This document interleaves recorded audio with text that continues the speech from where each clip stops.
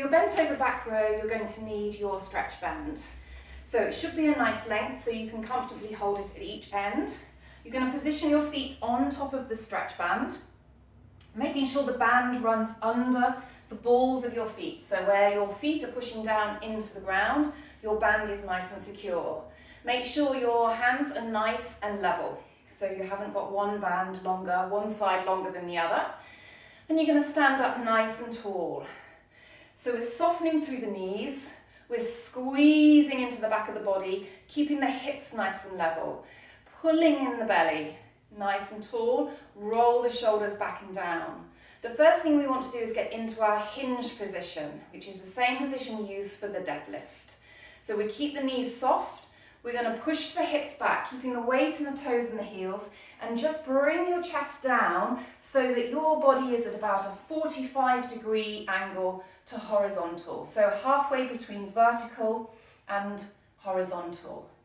From here, there are two ways you can do this exercise. Changing the position of your hands will change the muscles in the back that are working. First up, palms face your knees. You're going to pull the elbows out wide, drawing a straight line up the side of your body with your bands and straight down. We're pulling wide and back with the elbows and straight up and down with the bands. This will use your largest muscles in your back, called the latissimus dorsi, and you're squeezing down the center of your back around the outside edges. Keeping this hinge position, keeping the weight centered nice and firmly through the toes and the heels. Your second variation is to have the palms facing each other. So the elbows will tuck in for this move.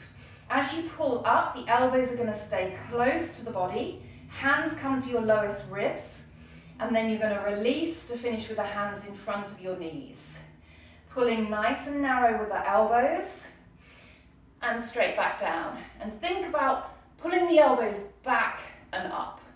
So it's not a straight up, which hunches your shoulders. It's not straight back, which sends your bands towards your hips. It's back and up, bringing the hands towards the lowest rib.